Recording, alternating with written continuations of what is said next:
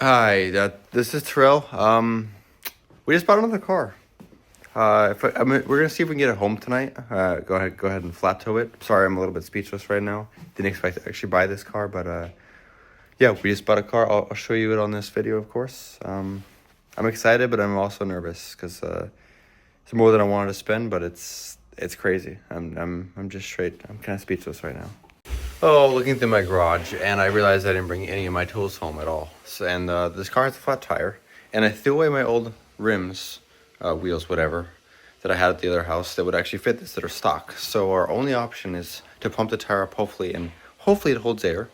The only problem with that is I left my batteries at work too, so I think I'm gonna have to go to Home Depot, go get a battery, just a little Milwaukee battery, and then put it on, and then bring the air pump there, and then fill up the one tire, and then flat tow it home. It's only like 8 miles, so it's not awfully far.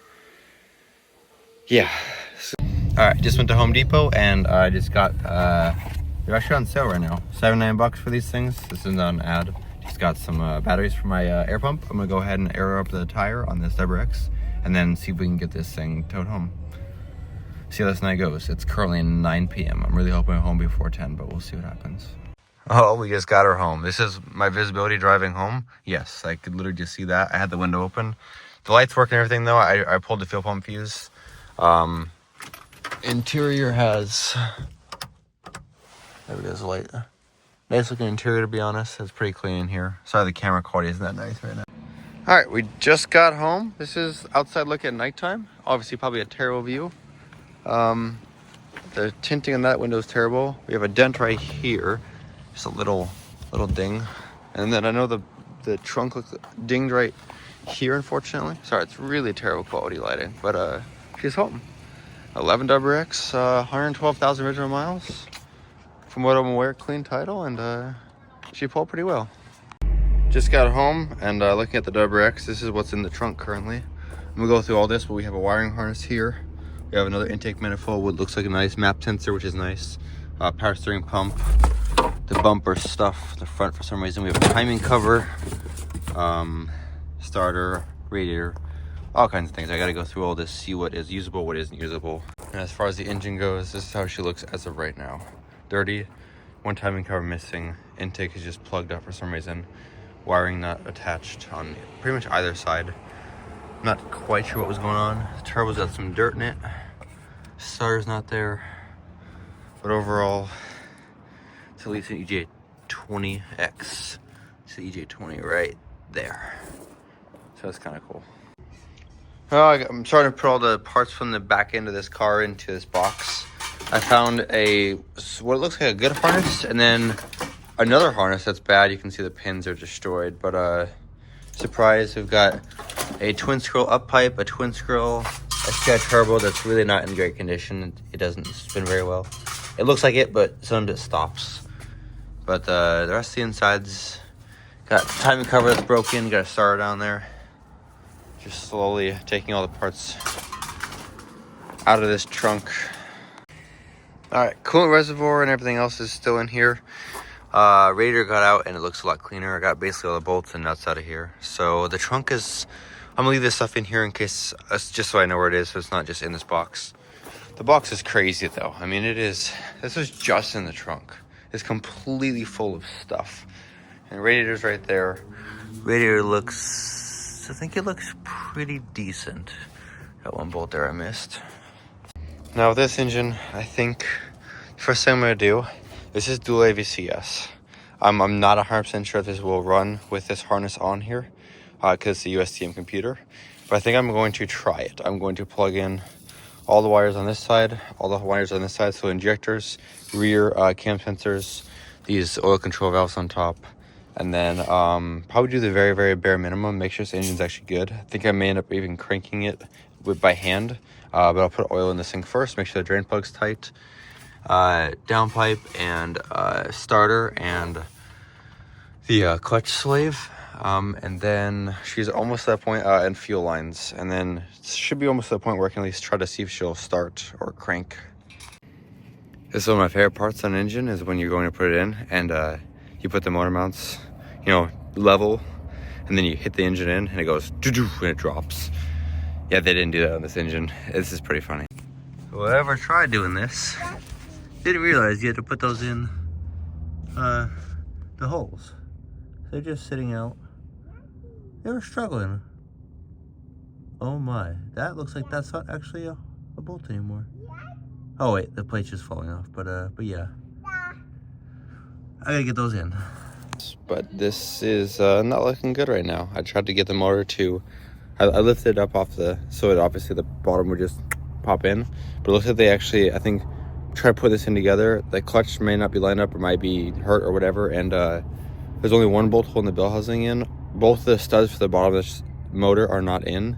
And I can't really get it to move very well. It's not like rotating like it's supposed to. So I think I'm gonna have to grab the engine hoist, pull this thing out, and make sure the clutch is okay. The engine and the transmission to separate a little bit more, but the problem is now there's no hoist on here, so I can't lift it by myself. I'm not a 200-pound behemoth, so I'm gonna go ahead and lift it with my my cherry picker. Try to get this thing back in correctly, and then tighten the bell housing bolts to make sure the clutch feels okay. Well, I had to get the cherry picker out, but she's in. I had to pull back and then go back in. I got the top one down here. Top one for starter, the bottom one for starter, at least it started. I got the bottom bolt in right there, and then the other side on the bottom as well. There are no studs, so I'm not putting those in, but I'll put a bolt there as well, and then it should be good. I'm gonna go ahead and check the clutch now. Let's see if they aligned everything correctly. Hopefully they did.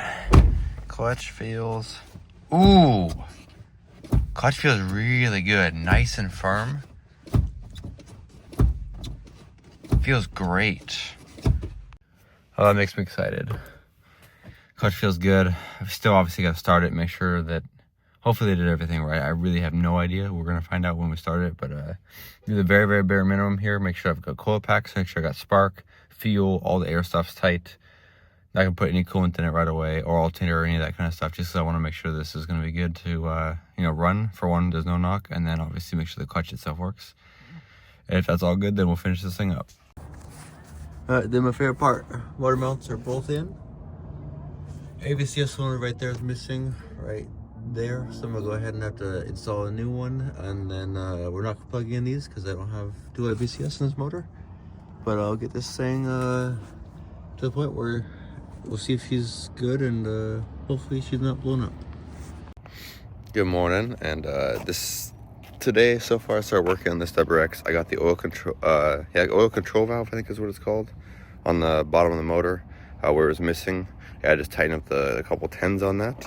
The gasket looked really clean. Obviously if it leaks I'll replace it, but as far as right now it's clean. I need to hook up the starter, take off the negative cable off the battery, make sure that it doesn't spark while I'm hooking up the starter the rest of the way. Put the fuel lines on, and then put oil in this thing, hand crank it, and then crank it with the key fuel pump off. That way it doesn't start, but just builds oil pressure, and then I'll actually start it with the fuel pump thing in. I'm a little bit worried about the fuel, and I haven't spun the engine over yet, so we'll do both of those. But hopefully she starts today. I would really be happy if she did.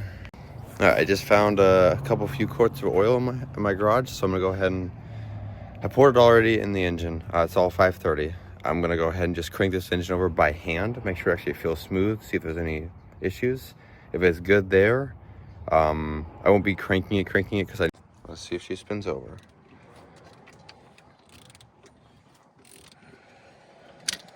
Literally zero resistance. That's beautiful. Wow. Yep.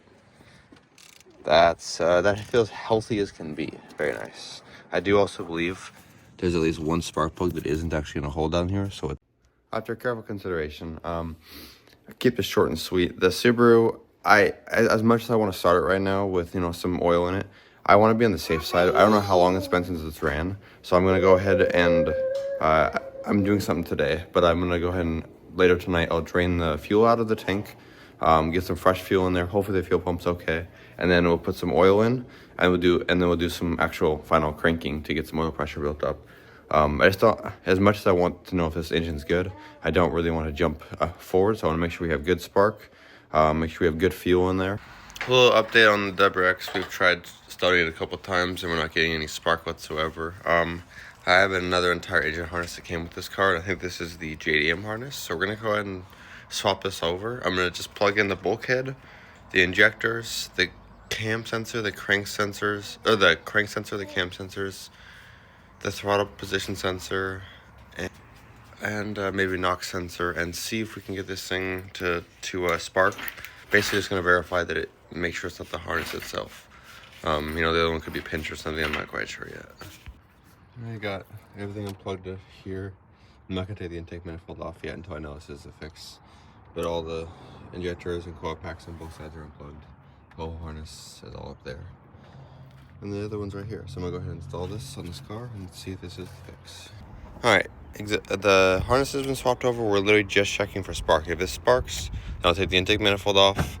I'll put all this wiring in correctly, make it look all nice and clean, obviously. But we're going to see if this actually sparks, see if it was a harness issue the whole time. Well, we finally got spark on this 11X that we just bought. I found out the battery terminal, out of all things, had so much resistance. Basically between just here and here, had 5 ohms resistance. I checked last night and actually have spark now. So I just put the coil packs back in. I'm going to put the fuse back in for the fuel. And as long as we don't have any leaks, I'm going to try to start and let's see if she actually starts up finally. On. Yeah, it looks like it's holding some pressure. All right, go ahead. Let's see if she starts up. When she... Do it again.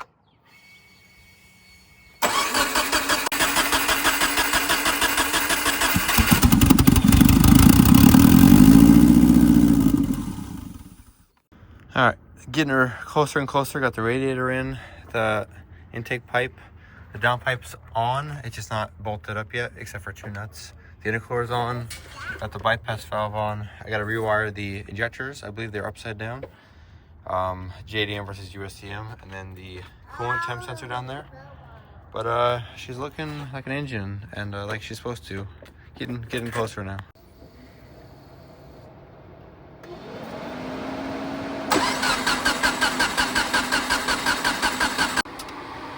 Do it again.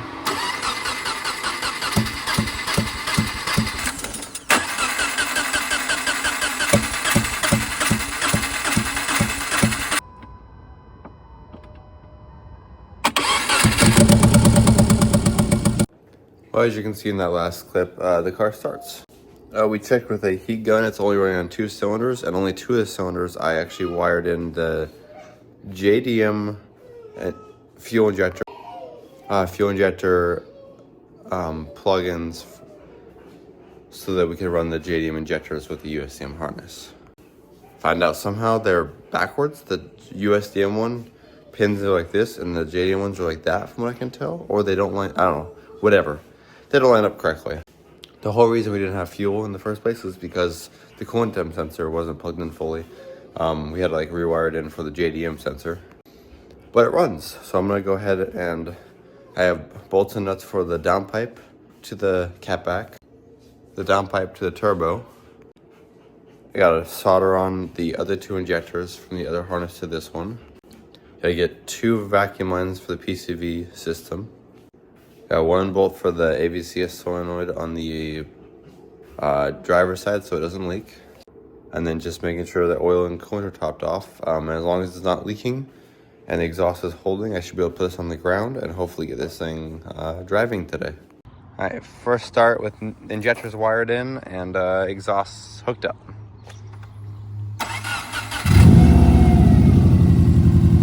Jesus, how it's bent. Wow.